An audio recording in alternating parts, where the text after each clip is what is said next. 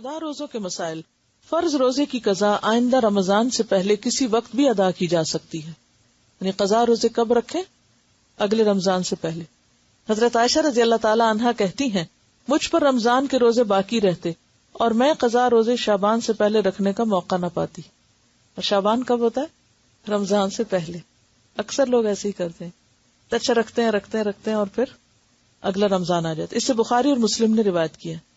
فرض روزوں کی قضا متفرق طور پر یا لگاتار دونوں طرح جائز ہے، یعنی آپ چھوڑ چھوڑ کے بھی رکھ سکتے ہیں اور ایٹ اسٹریچ بھی رکھ سکتے ہیں، اکٹھے بھی۔ حضرت عائشہ فرماتی ہیں روزوں کے بارے میں پہلے یہ آیت نازل ہوئی کہ قضا روزے رمضان کے علاوہ دوسرے دنوں میں مسلسل رکھے جائیں، لیکن بعد میں مسلسل روزے رکھنے کا حکم ختم ہو گیا۔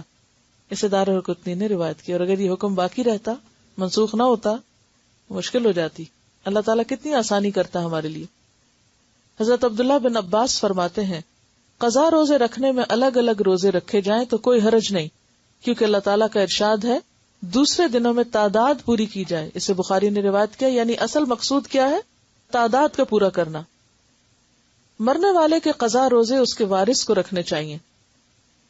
حضرت عائشہ رضی اللہ تعالی عنہا نے کہا رسول اللہ صلی اللہ علیہ وسلم نے فرمایا ہے کہ جو شخص مر جائے اور اس پر فرض روزے رکھنے باقی ہوں تو اس کا وارث اس کی طرف سے قضا روزے رکھے۔